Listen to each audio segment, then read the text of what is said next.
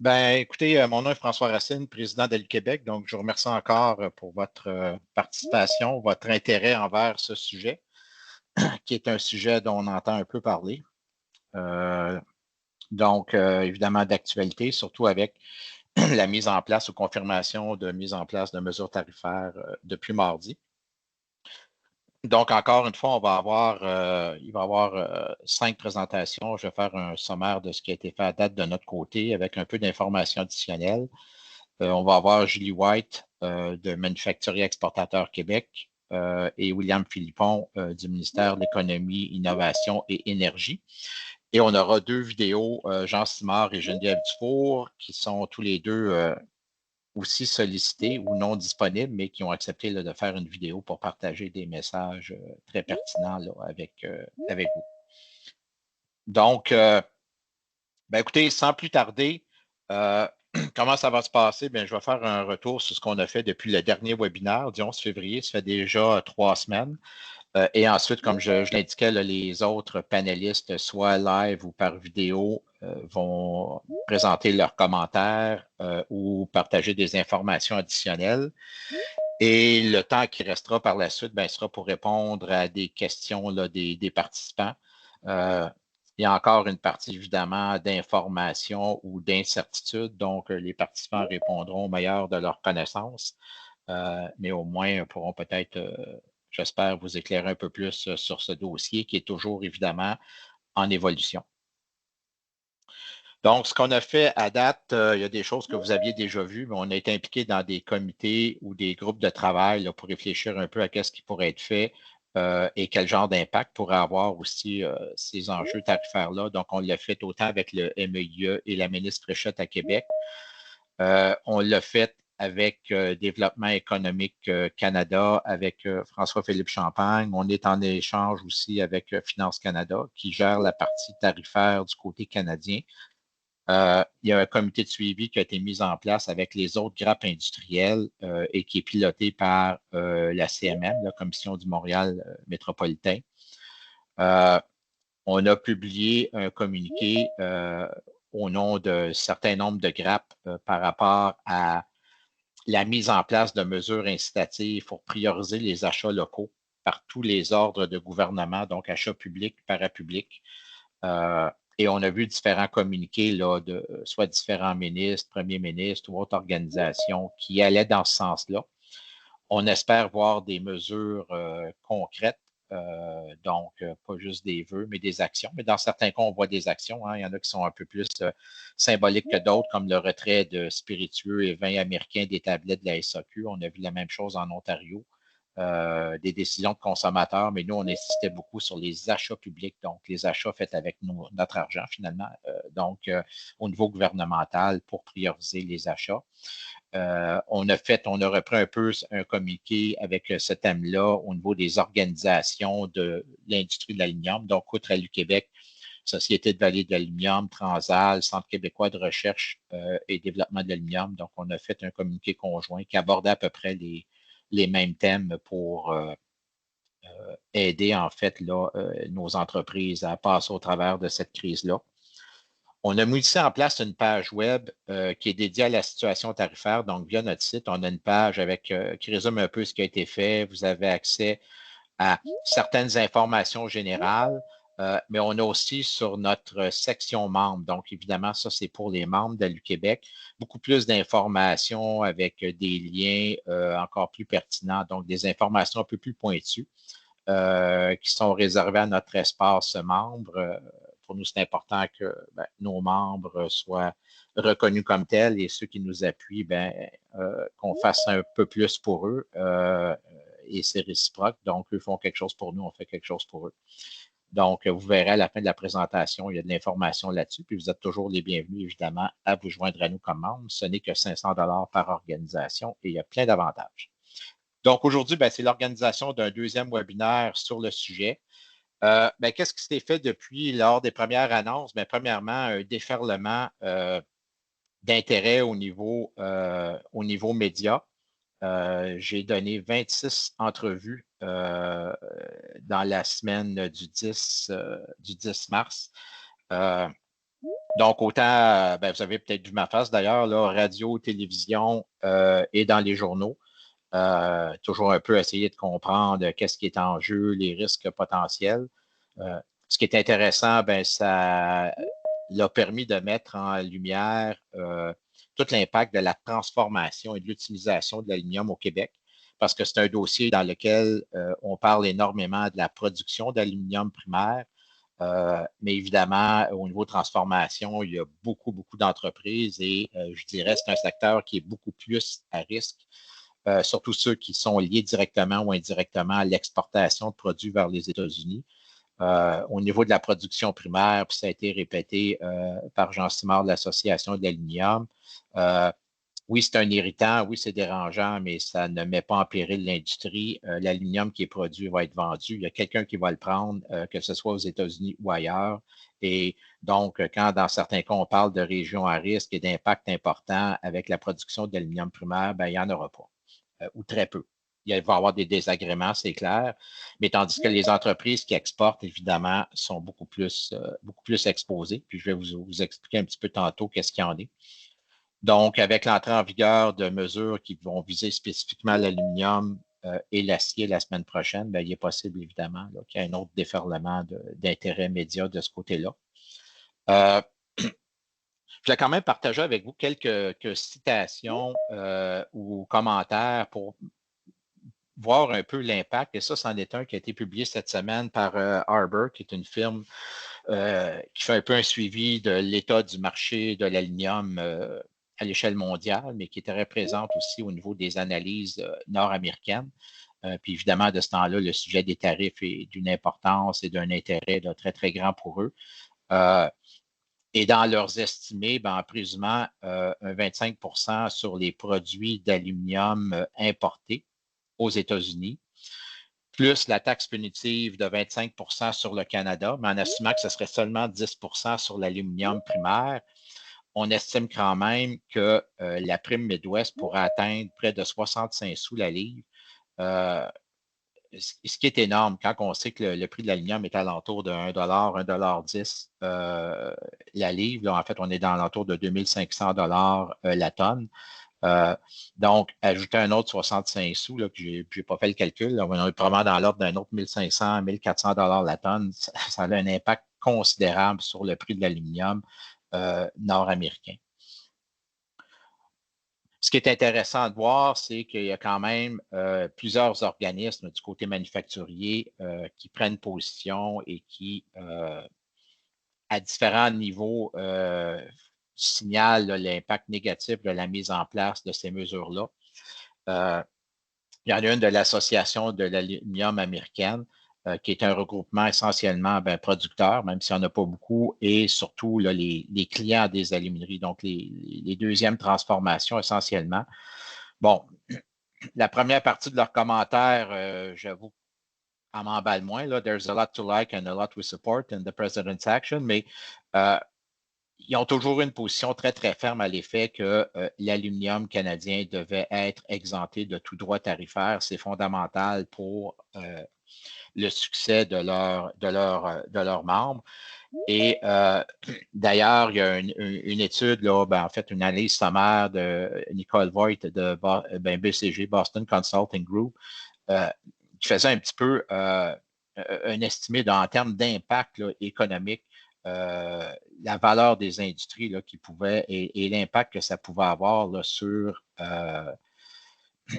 le secteur manufacturier. Puis on dit clairement, évidemment, que le secteur manufacturier doit s'attendre à des augmentations de coûts et à des problèmes ou des problèmes ou des impacts importants sur la chaîne d'approvisionnement. Et les principales recommandations, évidemment, c'était déjà de travailler sur des plans de contingence au niveau de l'impact d'augmentation de coûts et de stratégie d'approvisionnement. Et on n'est pas surpris d'entendre ça, mais ça vient du côté américain. Finalement, Bill Oplinger, qui est le président d'Alcoa, qui estimait que ça pourrait avoir un impact d'au moins 20 000 emplois directs et 80 000 emplois indirects là, au niveau du secteur de la transformation, la mise en place de ce genre de mesures tarifaires-là.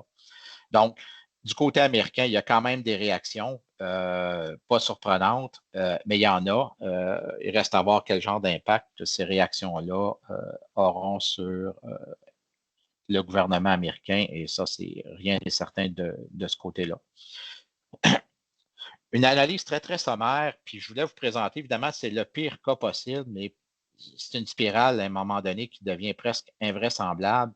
On sait que depuis mardi, il y a un droit tarifaire de 25 sur tous les produits canadiens. Semble-t-il, au niveau des minéraux critiques et des produits pétroliers, c'est un tarif de 10 et l'aluminium primaire canadien serait à 10 la confirmation n'est pas 100% sûre, mais je dirais que ça tend là, à aller dans ce sens-là. Puis je laisserai William commenter plus tard, là, William Philippon du MEIE, mais on peut assumer que le métal primaire serait à 10 mais pas les produits d'aluminium, pas les produits transformés, en fait. Donc, la combinaison, en fait, du tarif de, admettons que c'est 10 au lieu de 25 sur les produits d'aluminium, sur l'ensemble des produits canadiens, et le 25 qui entrera en vigueur le 12 mars prochain, donc sur tous les produits d'aluminium importés aux États-Unis, bien, ça peut avoir un effet d'entraînement. Là, je disais jusqu'à 50, mais si c'est 10 sur l'aluminium canadien, bien, on sera à 35 d'impact d'augmentation du prix de l'aluminium et donc qui se reflèterait sur la prime Midwest. C'est ce qu'on a vu dans l'analyse Arbor que j'ai présentée précédemment, où on estimait que la prime pourrait atteindre 65 sous la livre. Là où ça devient important, il faut garder ça en tête, c'est que les transformateurs d'aluminium qui voient leur coût augmenter, bien, on dit jusqu'à 50, entre 35 et 50 pour les produits exportés, on peut parler d'un tarif additionnel de 50 Pourquoi 50 Parce qu'il y a un tarif de 25 présentement sur tous les produits exportés du Canada, à l'exception de l'aluminium primaire, s'il est effectivement exempté à 10 pas exempté, mais à un tarif réduit de 10 mais en plus, un autre 25 justement pour refléter euh, la prime de 25 sur le prix de l'aluminium. Parce que dans la liste de 25 de tarifs sur les produits aluminium, c'est seulement le primaire qui est exempté, mais la liste de produits acier aluminium inclut à peu près tout ce qui contient de l'aluminium. Donc, en plus de faire augmenter la prime du Midwest, il y a un 25 sur des produits d'aluminium transformés, plus un 25 sur les produits canadiens. Donc, vous voyez l'impact, évidemment, ça devient presque astronomique. Évidemment, c'est le pire des cas et la tarification des produits exportés transformés d'aluminium vers les États-Unis s'applique sur la portion ou la valeur estimée d'aluminium de leurs produits. Un produit qui est 100 aluminium, évidemment, est fortement impacté. Un produit fini qui a une partie aluminium, mettons si c'est 10, 15, 20 de la valeur du produit, bien, il y aura un impact sur 10, 15, 20 de la valeur de ce produit-là. Mais c'est quand même significatif. Suite à ça, peut-être juste souligner, puis on l'a vu ce matin, il y a des mesures d'aide annoncées et celles, en tout cas, qui ont été portées à mon attention, c'est deux annoncées par Québec. Et je ne sais pas, William, si tu pourras commenter là-dessus, mais juste vous dire, il y a le programme Frontières et le chantier productivité. Donc, c'est essentiellement des prêts. Programme Frontières, ben, c'est surtout pour aider les entreprises en termes de liquidité. Donc, c'est des prêts quand même qui peuvent aller jusqu'à 7 ans avec un moratoire de remboursement de 2 ans. Au niveau productivité, ben, c'est des aides, des prêts pour des investissements liés en productivité. Je n'ai pas les termes et conditions, mais c'est Investissement Québec qui serait responsable de la gestion de ce projet-là. Et j'ai mis le lien là, du site web là, qui donne un peu plus d'informations sur ces programmes-là. Donc, vous pourrez les consulter là, pour avoir plus d'informations. Sur ce, ben, on passe présentation. Je vais commencer par Jean Simard de l'AAC, puis ensuite, je passerai la parole à William Philippon. Donc, on va écouter Jean Simard pour les prochaines minutes. Bonjour, c'est un plaisir pour moi encore cette fois de vous retrouver pour partager avec vous notre regard sur la situation tarifaire avec les États-Unis. Comme vous le savez, les Américains ont annoncé, l'administration américaine, l'imposition d'un tarif sur les importations en provenance du Canada dont l'aluminium pour un tarif de 10%, étant donné que le métal est considéré comme faisant partie des matériaux minéraux critiques en importation vers les États-Unis. Cette situation doit aussi être analysée dans la perspective où la semaine prochaine, on risque de se retrouver avec un autre tarif de 25% qui viendrait s'ajouter à ce tarif de 10%. Cela ferait en sorte que le Canada se trouverait à avoir un tarif de 10% plus élevé que la moyenne mondiale des importations de métal primaire en provenance de l'étranger. C'est certain que une telle situation vient affecter les marges bénéficiaires, les liquidités des entreprises et surtout va avoir un effet sur le prix du métal aux États-Unis qui déjà, lorsqu'on regarde la prime du Midwest, est affecté par une prise en compte du signal tarifaire. Quand on compare la prime de ce qu'elle était à la fin octobre, aux alentours de 350 $ la tonne, 350 à 400, elle est maintenant près de 900 $ la tonne. Et on s'attend à ce que la confirmation d'un tarif de 25% vienne augmenter encore le prix à la tonne de métal. C'est donc une situation qui est très difficile pour le marché. On s'assure de maintenir le lien avec nos clients du côté américain. C'est très important. On ne sait pas combien de temps ça va durer. Mais dans l'immédiat, c'est important de conserver ce lien-là. Nos activités, notre production, par exemple, nos usines ne sont pas à risque, les emplois ne sont pas à risque. Je veux que ce soit bien clair. On a traversé des grandes crises, la crise financière de 2008-2009, on a traversé la crise de la pandémie, la situation tarifaire avec les États-Unis il y a 5 ans, et nos activités n'ont jamais été affectées. Et je peux vous assurer que ce ne sera pas le cas non plus dans cette guerre tarifaire dans laquelle nous sommes. Ça va être long. On ne sait pas exactement combien de temps, mais on risque de se retrouver à traverser ce que j'appellerais un corridor tarifaire au cours des prochains mois.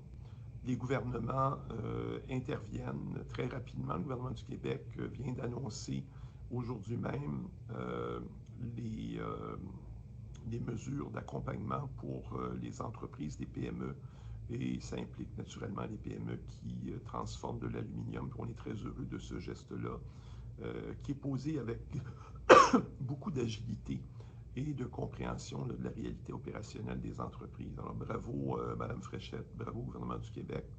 On entend parler d'une taxe potentielle sur nos exportations d'aluminium. Ça, par ailleurs, c'est une fausse bonne idée.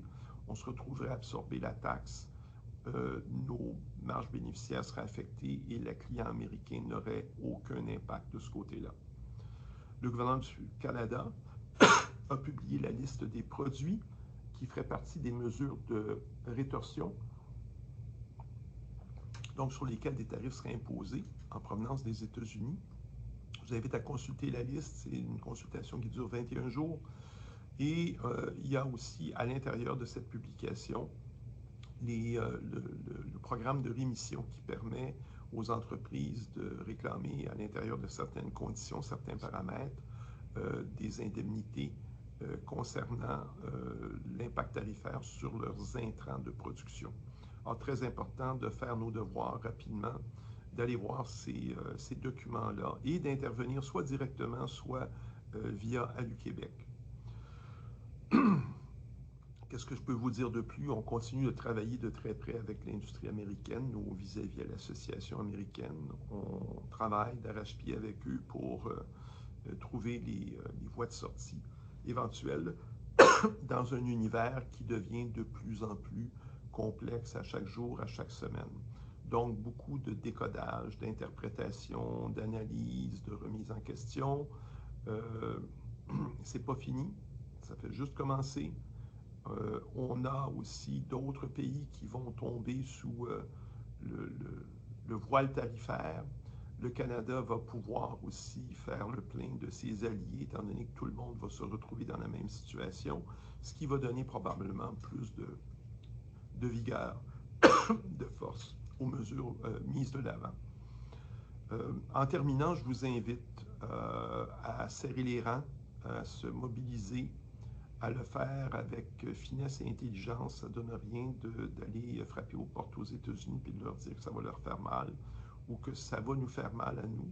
Il faut plutôt s'assurer de maintenir l'accès au marché, de faire valoir au gouvernement les problèmes qu'on peut avoir au niveau opérationnel, puis de trouver le soutien autour de nous. Puis peut-être que pour des entreprises qui entrevoient la diversification des marchés, ça signifie aussi de commencer à s'ouvrir à des regroupements pour être encore plus fort afin de développer de nouveaux marchés. Puis cette fameuse diversification, autant pour nous, grands producteurs, que pour des petites et moyennes entreprises, c'est une œuvre de long terme. Ça ne se fait pas du jour au lendemain. On ne délaisse pas des marchés qu'on occupe depuis très longtemps au profit de compétiteurs de l'étranger, sans avoir au préalable assuré des marchés de remplacement ailleurs dans le monde, où est-ce que nous, à notre tour, on va devoir déplacer des sources d'approvisionnement. Alors, c'est une vision long terme. Il faut vraiment faire nos devoirs, il faut analyser les marchés, il faut développer des alliances sur place, il faut comprendre ces marchés-là. C'est du long terme. Il faut travailler avec les gouvernements et il faut travailler ensemble pour y arriver. Alors, sur cette note, je vous souhaite bonne continuation. Lâchez pas. La route va être longue. On va y arriver tous ensemble. Merci. Au revoir. Merci à Jean Simard. Je passerai la parole maintenant à Julie White, qui va faire le point là, du côté des manufacturiers exportateurs du Québec et donner, Julie, ton point de vue et ta vision et si tu as des commentaires additionnels. Merci beaucoup. Merci tout le monde. Je sais que c'est une période qui est... Bonjour, c'est un plaisir pour moi encore. Excuse-moi. Je sais que c'est une période qui est stressante et qui n'est pas évidente pour tout le monde, là, même quand on essaie d'être rationnel dans la situation. Il y a beaucoup de changements, beaucoup de choses, beaucoup d'informations qui circulent aussi. Puis je pense qu'il faut continuer à garder la tête froide un peu là-dedans puis se concentrer sur les plans d'action. Ce que je vous dirais qu'il y a deux éléments là, pour moi qui sont importants aujourd'hui. Jean en parlait dans son vidéo, mais la première chose, c'est toutes les mesures de représailles. On a parlé beaucoup des tarifs, mais les mesures de représailles pourraient vous affecter beaucoup, dépendamment de ce que vous produisez. C'est important d'aller faire les devoirs rapidement sur cette liste-là. Il y a, et je vais vous la partager, là, le lien ici, il y a un processus qui a un formulaire à remplir. Il faut trouver les codes HS que vous voulez faire enlever ou tout ça, là, mais allez l'analyser, voir si ça va avoir des impacts sur vos intrants. C'est vraiment nécessaire. Le gouvernement, et j'étais avec le sous-ministre des Finances à Ottawa hier, ils disent qu'ils ont de l'ouverture, qu'il y a de la place pour faire des modifications. Donc, c'est le temps de la regarder et de le faire. À Québec, on va faire des démarches probablement. Nous, chez MEQ, on va en faire. Là, ceux qui sont aussi membres de MEQ, on tient des consultations, là, dans des périodes de consultation la semaine prochaine. On a 2 plages horaires. Donc, on les a envoyées via l'infolette. Donc, n'hésitez pas à vous inscrire. On va faire un document de commentaires écrit au gouvernement. Mais vous pouvez aussi, puis c'est un processus assez simple, là, vous pouvez le voir dans le lien que je vous ai mis, remplir un formulaire pour faire vos propres commentaires. Je vous invite à le faire. Plus il y a de gens qui les font, mieux c'est. Hein? Il y a des gens qui rament dans la même direction, plus on a de chances d'avoir des résultats. Donc, c'est le premier point que je voulais vous souligner. De l'autre côté, évidemment, Jean a aussi abordé les programmes du gouvernement du Québec. Il y a des choses très intéressantes dans les programmes qui ont été annoncés hier et que c'est important d'avoir en tête. Premièrement, le programme Frontières, c'est un programme d'aide d'urgence pour une période d'1 an, jusqu'à 50 millions de dollars. Donc, c'est assez important et c'est réservé au secteur primaire et manufacturier. Donc, le gouvernement s'est concentré là où il y a le plus de besoins et je pense qu'il faut qu'on en soit satisfait. Nous, on va tenir dans les prochaines semaines là, une séance aussi avec le ministère de l'Économie pour présenter tous les détails. Mais il y a quand même plusieurs des détails qui sont disponibles sur Internet. Je vous invite à le regarder. Ça pourrait aider certains d'entre vous à passer à travers la vague. Ce sont des prêts, mais c'est quand même, il y a quand même des conditions intéressantes, donc je vous invite à le regarder. L'autre point, il y a évidemment le chantier productivité. Le chantier productivité, essentiellement, c'est le programme ESSOR que certains d'entre vous connaissez peut-être déjà, qui est renfloué et qui a certaines modifications dans des paramètres pour que ça aille plus vite. Donc, c'est le temps de déposer des projets.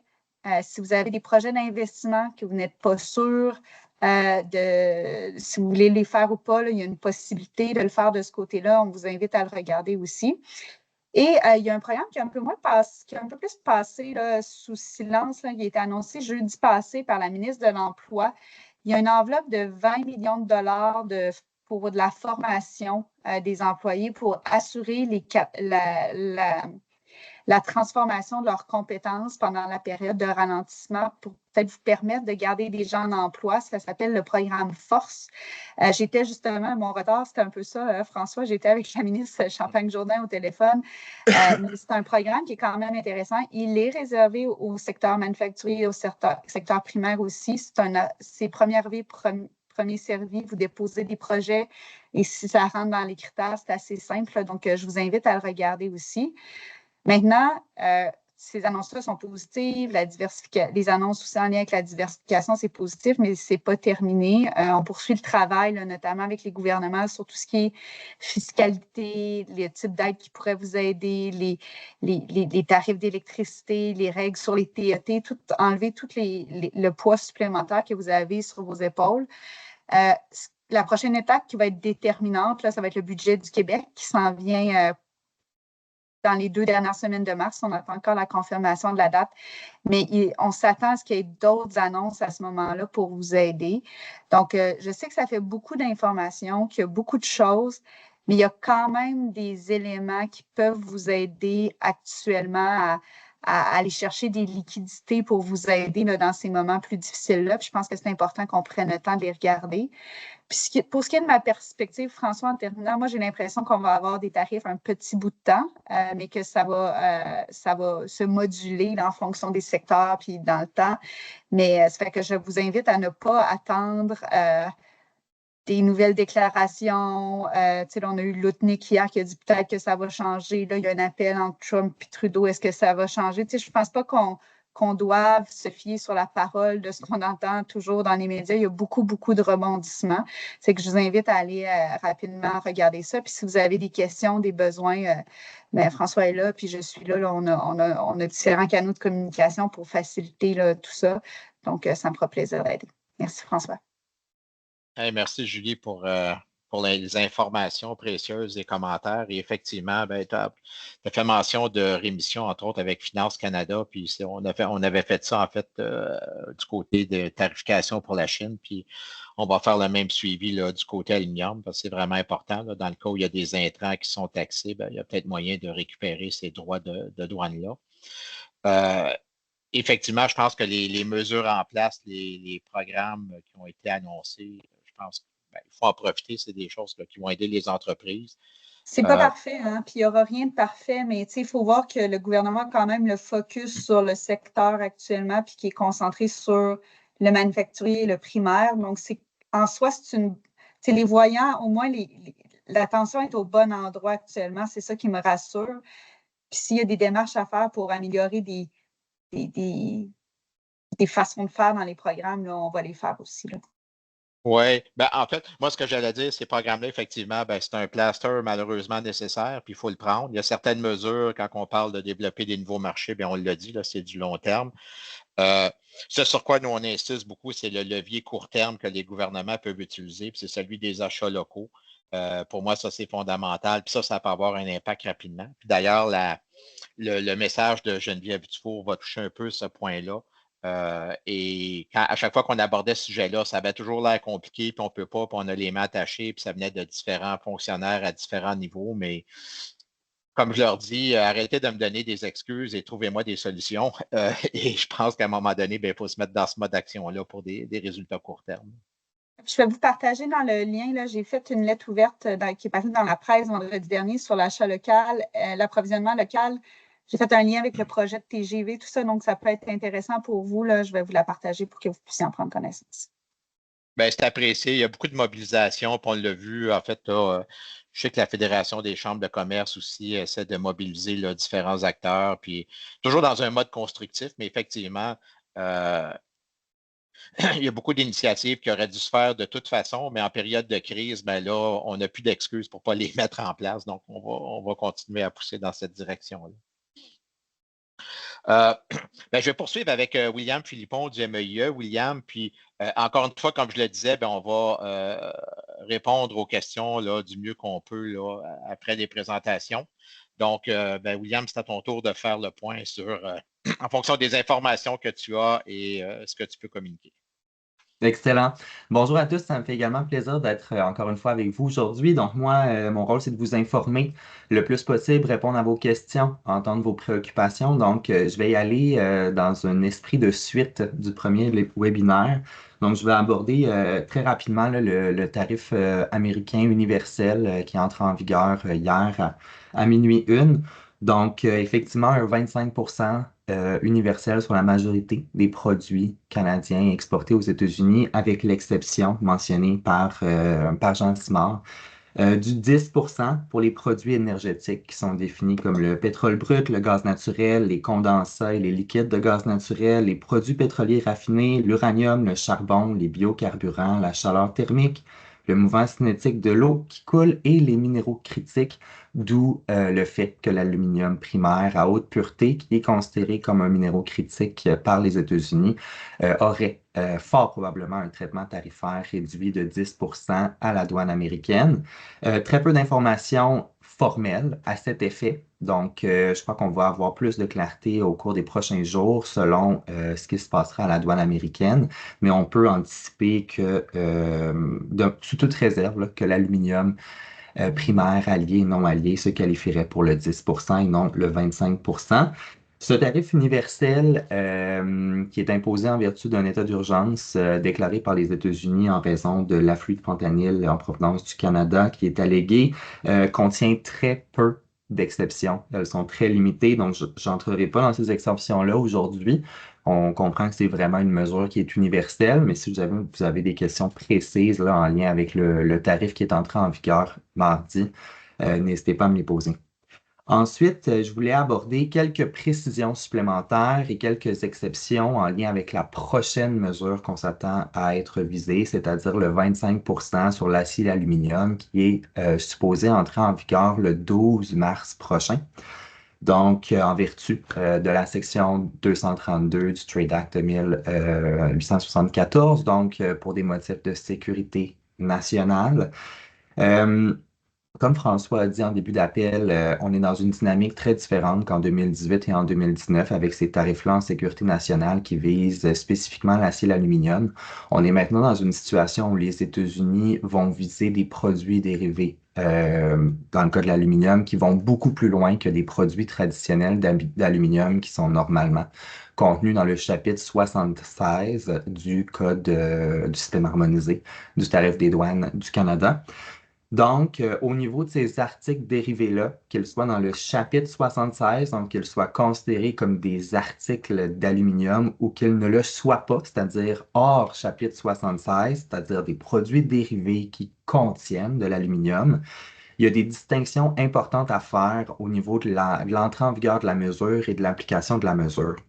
Donc, pour les articles dérivés d'aluminium, que ce soit des articles du chapitre 76 ou de d'autres chapitres, donc réellement des articles d'aluminium ou d'autres articles dérivés qui contiennent de l'aluminium, le tarif de 25% ne s'appliquera pas si le produit dérivé d'aluminium a été transformé au Canada à partir d'articles d'aluminium dont la fusion et le moulage ont eu lieu aux États-Unis. Donc ça, c'est une distinction qui est bien importante. Puis, pour les articles dérivés, qui ne sont pas considérés comme des articles d'aluminium, donc qui sont hors chapitre 76. On va parler des climatiseurs, on va parler des frigos, on va parler donc des produits qui sont beaucoup plus loin dans la chaîne, mais qui incorporent de l'aluminium. À ce stade-ci, donc ce matin, le décret du département du commerce américain au niveau de la mise en œuvre de ces futurs tarifs-là du 12 mars a été publié. Et à ce stade-ci, pour les articles dérivés d'aluminium qui ne sont pas dans le chapitre du système harmonisé 76, donc les frigos, les airs climatisés, des parties de véhicules, par exemple, qui contiendraient de l'aluminium, eh bien, le tarif de 25 va s'appliquer uniquement sur le contenu d'aluminium du produit dérivé, donc le contenu d'aluminium du frigo, par exemple. Et à ce stade-ci, la douane américaine n'est pas prête à mettre en vigueur le tarif sur ces produits dérivés-là qui ne sont pas inclus dans le chapitre 76. Donc, selon ce qui est prévu aujourd'hui, le 12 mars prochain, ces produits dérivés-là ne seront pas assujettis dès minuit une au 25 Il va falloir que le secrétaire au commerce le notifie publiquement que les douanes américaines sont maintenant en mesure de mettre en œuvre cette disposition-là qui est très particulière puisque le 25 va uniquement s'appliquer sur le contenu d'aluminium et qu'évidemment, ça va être la responsabilité des autorités douanières de préciser sous quelle forme les importateurs doivent documenter ce contenu d'aluminium-là pour être en mesure de bien appliquer le tarif. Donc ça, c'est des informations qui sont très importantes, qui peuvent avoir une différence là, au niveau de la valeur douanière sur laquelle le tarif est réellement appliqué à la douane. Il y a deux autres éléments qui sont très importants pour l'aspect demande américaine pour vos produits. Donc, encore une fois, les mesures qui sont prévues pour le 12 mars prochain visant spécifiquement l'acier et l'aluminium, il y a maintenant une nouvelle procédure d'inclusion de produits dérivés d'aluminium supplémentaires. Donc, en ce moment, il y en a beaucoup qui sont visés, mais ce n'est pas tous les produits dérivés qui contiennent de l'aluminium. Donc, en ce moment, il y a un processus où le secrétaire au commerce peut, dans les, je dirais, 2 prochains mois, décider d'ajouter de nouveaux produits dérivés qui seraient soumis au 25 Donc, tout dépendamment du chapitre, est-ce que ce sera seulement sur le contenu en aluminium ou non, ça va être à voir. Puis, il y a également la possibilité pour un producteur américain de demander à ce qu'un nouveau produit dérivé d'aluminium soit ajouté à la mesure. Et sous réserve du moment du dépôt de cette demande-là par le producteur domestique, le secrétaire au commerce aura 60 jours pour déterminer s'il l'inclut ou pas dans la mesure. Donc ça aussi, c'est une nouvelle dynamique qui n'était pas présente, c'est-à-dire que, comme on peut comprendre, autant le secrétaire du commerce a un droit de regard d'ajouter ou de retirer certains produits. On s'entend qu'il y a très peu de chances que certains soient retirés à ce stade-ci, mais que l'industrie domestique américaine a maintenant aussi un droit de regard sur quel produit serait inclus ou non. Puis au niveau des exclusions, le processus général d'exclusion est révoqué, plus aucune exclusion sera donnée.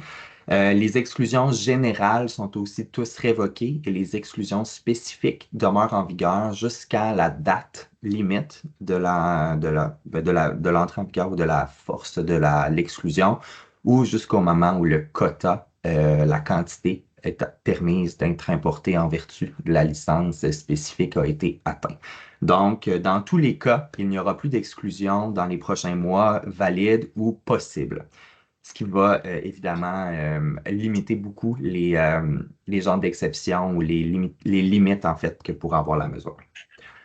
Donc voilà pour les deux menaces tarifaires américaines. Pour ce qui est des contre-mesures ou des mesures de représailles tarifaires canadiennes, bien, le 30 milliards est entré en vigueur hier. Ça a été beaucoup par Mme White. Donc, je vais partager les liens des deux listes. La liste de 125 milliards est très costaude. Donc, on vous encourage à soumettre vos commentaires au gouvernement fédéral. La consultation est exactement là pour cela. Il y a plusieurs produits, notamment d'aluminium, qui sont sur la liste. Donc, j'attire votre attention d'aller vraiment voir là, les produits du chapitre 76 qui pourraient avoir des impacts pour vous si vous êtes dépendant de certains de ces produits-là qui proviennent des États-Unis et que ça pourrait avoir des impacts substantiels là, sur votre chaîne de valeur, chaîne d'approvisionnement. Ensuite, je voulais également rappeler que le gouvernement fédéral a plusieurs programmes en vigueur qui peuvent être applicables dans certains cas. Les premiers sont dans le cas où vous importez des intrants des États-Unis, que vous les transformez ici ou pas et que vous les réexportez par la suite. si jamais l'intrant que vous importez pour la transformation ou pour la réexportation est soumis à une surtaxe, une contre-mesure canadienne, donc un tarif de représailles, les programmes d'exonération des droits et de drawback du gouvernement fédéral vous permettent de soumettre une demande et d'être remboursé ou d'être exonéré de cette surtaxe-là. Même chose pour les rémissions, qui sont en fait le terme en anglais des remises. Donc, le gouvernement fédéral a adopté un décret de remise sur les intrants qui seraient tarifiés par le Canada provenant des États-Unis et qui sont en pénurie ou non produits sur le marché domestique ou dans d'autres marchés. Je vais tout vous envoyer les liens de ces programmes-là là, suite à mon intervention, mais ça va être possible pour vous d'aller voir les conditions, qu'est-ce que vous devez soumettre au gouvernement fédéral pour faire une telle demande dans un contexte où vous dépenderiez d'intrants américains qui sont spécifiques, non disponibles ailleurs et où ce n'est pas possible d'aller chercher ces intrants-là avec d'autres entreprises qui ne seraient pas aux États-Unis. Donc ça aussi, c'est très important. Et toutes ces mesures-là sont en vigueur dans un but de limiter les impacts des contre-mesures sur le Canada, dans le contexte où nous, on souhaite adopter ça, envoyer un signal très fort, convaincre les États-Unis de retirer leurs tarifs, mais aussi avec un souci de limiter le plus possible les impacts dommageables sur notre secteur manufacturier. Donc, comme je dis, je vais partager tous ces liens-là suite à mon intervention. Évidemment, ça a été discuté quand même en détail, mais évidemment, hier, nous avons annoncé plusieurs programmes d'aide au niveau du gouvernement du Québec, le programme Frontières, le chantier Productivité, le programme Panorama de diversification des marchés, annoncé par Investissement Québec également. Donc, je vais aussi vous mettre le lien vers ces informations-là. Dans tous les cas, vous pouvez consulter les informations sur les programmes directement sur le site web d'Investissement Québec. Pour ce qui est du gouvernement fédéral, on comprend qu'ils sont toujours à travailler, que les annonces vont probablement venir un petit peu plus spécifiques sur les mesures d'aide. Je rappelle que le gouvernement fédéral doit être là en premier plan au niveau des mesures d'aide et que les programmes des provinces sont plutôt complémentaires. Donc, voilà. Je vous conseille d'aller voir les critères d'admissibilité, d'aller voir ce qui s'offre à vous dans un contexte où à court moyen terme, il se peut qu'il y ait plusieurs impacts et turbulences là, au niveau de l'approvisionnement, au niveau des coûts, puis au niveau aussi des ventes, des parts de marché et tout ça. Donc, on vous invite fortement à aller consulter ces informations-là, mais également à participer dans la consultation des 20 prochains jours du gouvernement fédéral sur la liste de 125 milliards qui serait de produits américains qui seraient visés par un tarif de 25 au cours dans le prochain mois, en fait, moins de dans le prochain mois. Ben, merci, William. Écoute, on va passer à la présentation de Geneviève Dufour, plus en ce qui touche qu'est-ce qui peut être fait au niveau de l'encouragement aux achats locaux. C'est un thème qui a été abordé aussi par Julie, j'en ai parlé. Et suite à cette présentation-là, on pourra répondre aux questions là, avec les gens qui sont présents ici. Donc, je repartage mon écran et on passe à la vidéo de Geneviève.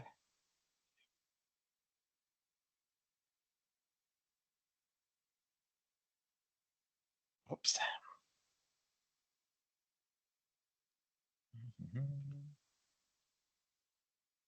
Et voilà.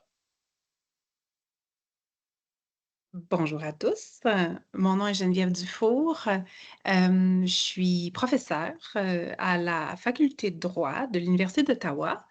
Je suis spécialiste de droit du commerce international. Je suis aussi titulaire d'une chaire de recherche en droit du commerce durable, responsable et inclusif à l'Université d'Ottawa.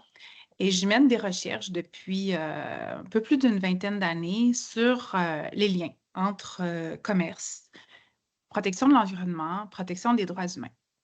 Bien, je commencerai par la lettre ouverte, publiée le 6 février dernier dans le journal Les Affaires, signée notamment par François Racine d'Alu-Québec, mais aussi par 6 autres acteurs importants, chacun représentant une branche ou une grappe industrielle majeure au Québec. Dans cette lettre-là, les signataires demandent au gouvernement fédéral, provincial, municipal d'envoyer une directive claire et sans équivoque à l'effet de prioriser dorénavant les achats locaux de biens et de services dans les achats publics. Les signataires proposent aussi la création d'un groupe de travail pour mettre en œuvre cette vision. Et pour les signataires, il est temps de sortir de la logique du plus bas soumissionnaire, effectivement. Il faudrait, selon eux, privilégier les critères qui sont axés sur la qualité, l'innovation, l'impact économique à long terme, quand on parle du cycle de vie complet d'un produit. Et pour eux, donc, cette approche permettrait de valoriser les approvisionnements durables à faible empreinte carbone. Je suis évidemment tout à fait d'accord avec cette lettre ouverte. Je suis surtout en accord avec la création d'un groupe de travail.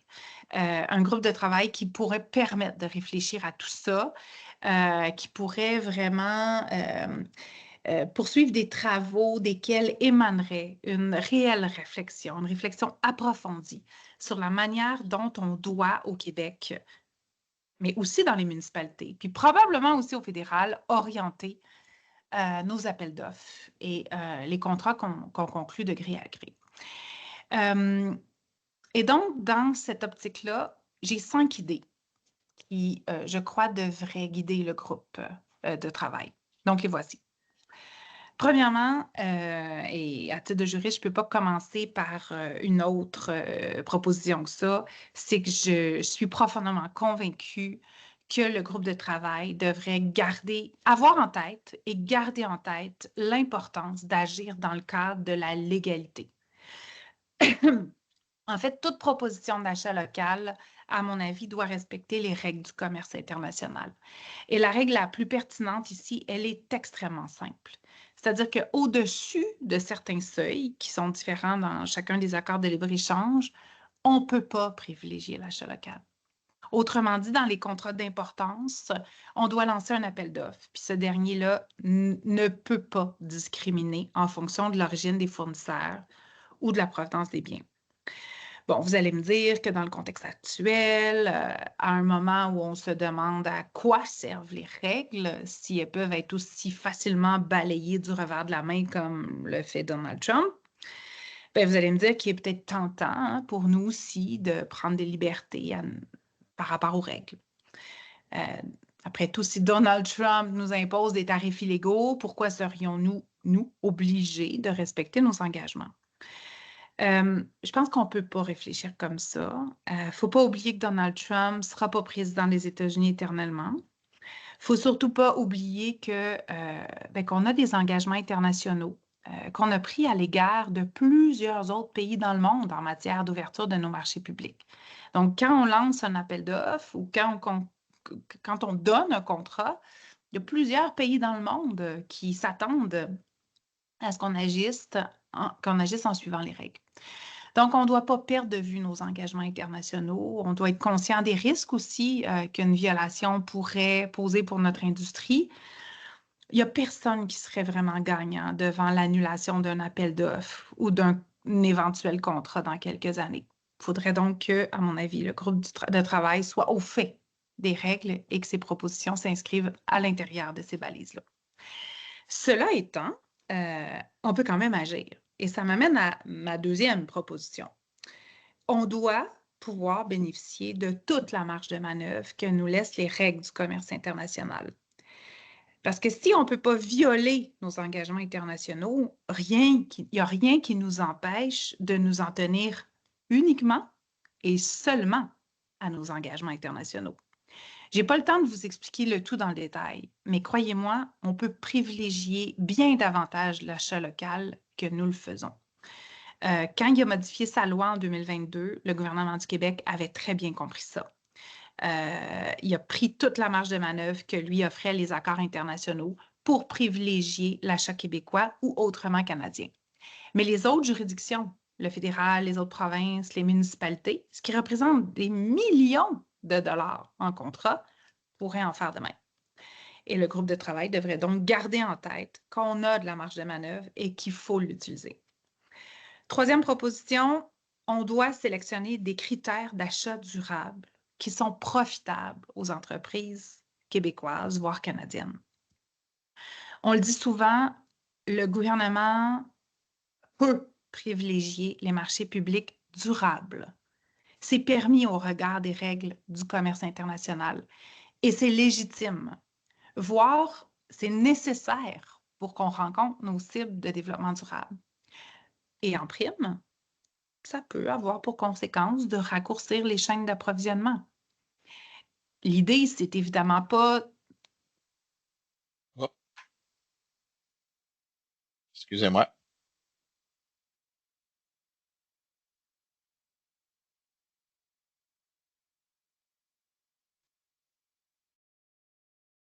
On est rendu à la fin. Effectivement, on ne pouvait pas tout présenter, mais on a la vidéo intégrale qui est disponible dans notre section membres. Donc, excusez si ça a coupé si court que ça, mais en fait, ce que Geneviève essayait de nous dire, c'est qu'on peut mettre en place des critères d'impact environnemental, par exemple, l'impact carbone, donc produit d'aluminium, par exemple, de sources durables, qui respectent certains droits ou certaines conditions de droits humains. Donc, déjà, ça vient un petit peu mettre des balises qui, indirectement, là, favorisent des produits ayant un contenu local. Ça fait le tour des présentations. Je pense qu'il y a plusieurs questions, ou il y a des questions, puis je vais voir là, si je suis en mesure, avec William et Julie, de donner un éclaircissement additionnel. Donc, je pense qu'elles sont dans le chat que je ne vois pas, mais si on peut me les donner. Ah, je vais te les lire, François. Première question, ça vient de M. Baudouin. Bonjour, François. Pourquoi dans la prime du Midwest, le 25 est déjà chargé? Les clients ne vendent pas ou n'exportent pas aux US doivent payer ce tarif. Ça fait augmenter les coûts des ventes internes. Les alumineries ne peuvent pas donner un break aux entreprises canadiennes. Donc, les alumineries font des provisions gonflées versus ce qu'ils devront réellement payer en frais de tarif.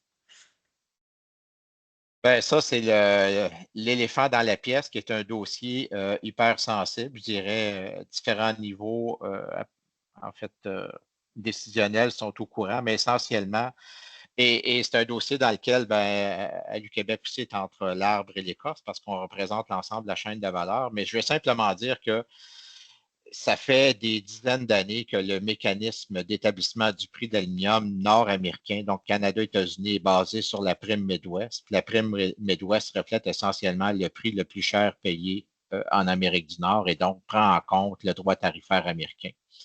Après ça, est-ce qu'il peut y avoir des ententes commerciales spécifiques entre clients et fournisseurs? Possiblement, mais encore là, ça devient du domaine privé, puis on n'intervient pas dans ces discussions commerciales-là. Mais je comprends et je sais très bien que c'est un irritant pour certains qui est connu et encore une fois, c'est de gré à gré que cette situation-là peut être atténuée. Donc, je ne sais pas s'il y a d'autres commentaires additionnels, mais c'est essentiellement ce que je peux répondre là-dessus. De mon côté, je peux vous rassurer qu'on est bien conscient de la situation, mais on l'a vécu un petit peu là, en 2018-2019, donc on a une certaine expérience. J'étais moi-même là à ce moment-là. Puis je suis d'accord tout à fait avec l'intervention de François, c'est-à-dire que pour nous, tout se fait en termes de transactions privées.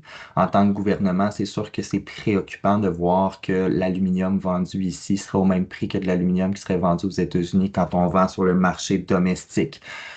Pour nous, c'est préoccupant, mais effectivement, ce genre d'entente-là doivent être faits entre parties privées. Puis, je vous encourage fortement à penser à des clauses dans vos contrats futurs qui permettraient d'adresser cela ou de limiter les effets que pourraient avoir des mesures tarifaires sur la prime Midwest pour le coût global. Prochaine question. Quel est le programme en lien avec le ministère de l'Emploi? C'est le programme Force. Je vous ai mis l'appel de projet. C'est un appel de projet, c'est via la CPMT, donc c'est là, vous pouvez aller le regarder. Une autre question. Pour le 10 sur les minéraux critiques du 4 mars, est-ce seulement sur l'aluminium primaire ou les produits manufacturés sont aussi à 10 Non, c'est vraiment selon les informations dont nous disposons et selon notre interprétation de la loi américaine, car le tout n'est pas clair et a été gardé flou selon nous de manière intentionnelle. Ce serait vraiment l'aluminium primaire uniquement, donc la ligne tarifaire 7601 qui comprend l'aluminium primaire allié et non allié. Encore une fois, sous toute réserve, il n'y a pas de directive formelle de CBP, Customs and Border Protection des États-Unis. Donc, en ce moment, on estime que chaque douanier l'applique de la façon dont il l'interprète, disons ça comme cela. Évidemment, le tarif est entré en vigueur hier. On va certainement avoir plus de précision au niveau des exportateurs réels là, qui vont le vivre au cours des prochains jours, mais en ce moment, ce sont sur les bases sur lesquelles nous sommes. Prochaine question. Si le produit d'aluminium et de l'acier, les deux intrants métalliques seront-ils taxés? Oui, donc j'ai aussi répondu dans le chat. Évidemment, sans savoir de quel produit on parle, c'est dur de s'avancer. Donc, évidemment, je répète, si le produit dérivé n'est pas dans le chapitre 73, donc acier, ou 76, aluminium, oui, tout à fait. Donc, le contenu d'acier et le contenu d'aluminium, les deux seraient soumis au tarif de 25 %. Donc, ça serait à l'importateur et probablement au vendeur de documenter quel est le contenu de l'acier et le contenu de l'aluminium. Là-dessus, peut-être, bon, si on pense à une remorque 100% aluminium, c'est clair que l'impact tarifaire va être important. Si on pense, comme tu disais tantôt, un frigidaire, un réfrigérateur où il n'y a même pas 1% d'aluminium, en fait, ça devient presque ridicule d'aller décortiquer ça. Là, mais... Exactement. Donc, c'est pour ça que je dis que ça peut avoir des effets complètement différents là, selon votre secteur, vos produits, puisque vous produisez réellement, que vous exportez réellement. Une autre question. Allons-nous voir le retour des contre-tarifs cette fois? Car lors du dernier événement tarifaire, nous n'avons pas eu de retour sur cet argent. Les transformateurs peuvent bien s'endetter via le programme Frontières pour passer au travers de la crise, mais allons-nous voir l'allègement arriver par une redistribution de montants des contre-tarifs? Ouais, vas-y, William. J'allais dire ça, c'est le fédéral qui contrôle ça, mais je vais te laisser. Oui, bien évidemment, l'expérience de 2018-2019, nous l'avons vécue et ça a été très long avant qu'on voit la couleur de cet argent qui évidemment est collecté. Là, c'est des revenus qui sont fédéraux, des revenus à la douane. Donc, dès les débuts je dirais, dès novembre, le gouvernement du Québec demandait quand même fermement là, au gouvernement fédéral que les revenus soient redistribués aux provinces afin qu'eux puissent développer des mesures de soutien et que ça diminue les pressions sur les liquidités publiques des provinces. Toutefois, on sait que la mécanique de redistribution est très, très lente. Donc, c'est pour ça qu'on a changé notre fusil d'épaule et qu'on a plutôt demandé au fédéral d'adopter puis de mettre en œuvre du soutien de première ligne, considérant qu'il bénéficiera aussi des recettes publiques de ses propres mesures. Et que nous serions en deuxième plan au niveau vraiment de l'intervention directe auprès de nos entreprises qui seraient impactées. Donc, compte tenu, puis on le sait, là, redistribuer des recettes publiques à l'ensemble des provinces et territoires pour le gouvernement fédéral, c'est colossal. En plus que, entre vous et moi, la priorité devrait être de défendre nos intérêts commerciaux avec les États-Unis et non pas au niveau de la poutine interne de redistribution. Donc, je vous dirais qu'on est un peu dans la même situation qu'en 2018-2019. Oui, éventuellement, on va voir la couleur de cet argent, mais pas dans le court terme. Je pourrais peut-être juste compléter. Là, le gouvernement fédéral a mis le même processus. Puis tu as raison, William a raison, là, le processus ne va pas changer. Là. Il y avait un processus de rémission, ça va être le même processus de rémission. Nous aussi, on a fait des demandes que ça soit plus rapide. Tout ça, j'en ai reparlé là, encore cette semaine avec le ministère des Finances à Ottawa. Leur explication, c'est que c'est un processus qui est déjà connu, donc c'est plus facile vu qu'il va y avoir un volume important de le faire. On nous dit qu'il y aura une augmentation importante des ressources pour traiter les demandes de rémission pour que ça ne soit pas trop lent. J'ai encore des doutes de ce côté-là. Je vais le croire quand je vais le voir. Et que les sommes qui seront renvoyées seront rétroactives, mais je sais que ça cause des enjeux quand même dans les liquidités. Là, ça fait que, rétroactive à la date d'entrée en vigueur, là, ça fait que juste être clair. Donc, je sais que ça cause des enjeux, mais on continue de pousser pour que ça se fasse rapidement. Mais je pense qu'il va falloir quand même être patient. L'autre élément que nous, on a demandé, c'est de s'assurer que 100% des sommes ramassées avec les contre-mesures aillent directement aux entreprises. Il ne faut pas qu'on en garde une partie, qu'on la mette dans le pot global du gouvernement. Là. Tu sais, c'est des mesures qui sont spécifiques. Donc, on continue de faire les démarches en ce sens. Au sujet des délais Oui, pour les drawbacks, je voulais juste ajouter, nous aussi, on fait énormément de pression auprès du gouvernement fédéral. Là, oui, on s'entend une augmentation des demandes pour des remises, mais aussi des drawbacks, des demandes d'exonération, des entrepôts de stockage. Ça va faire une énorme pression là, auprès des employés du ministère des Finances et de l'Agence des services frontaliers du Canada qui ne seront probablement pas prêts à recevoir autant de demandes en même temps. Et on sait qu'il y a beaucoup d'entreprises qui ont des doléances sur les délais, notamment du fait qu'ils préfèrent ne pas se prévaloir de ces programmes-là en raison de ces délais-là. Donc, je rappelle que nous aussi, on fait pression. Puis, je rappelle également que s'il y a plus de 3 mois qui s'écoulent après votre demande de drawback, le gouvernement fédéral va vous donner des intérêts sur le montant là, de drawback que vous êtes éligible. Je vais peut-être ajouter, en tout cas, dans le cas des remises sur les droits tarifaires de produits chinois depuis octobre, la première part s'est faite assez rondement, mais évidemment, là, on parle d'un volume beaucoup plus important avec les importations américaines. Puis effectivement, il y aura un goulot d'étranglement probablement. Huguette, est-ce qu'il y a d'autres questions? Non, il n'y en a plus. J'en ai plus. Merci.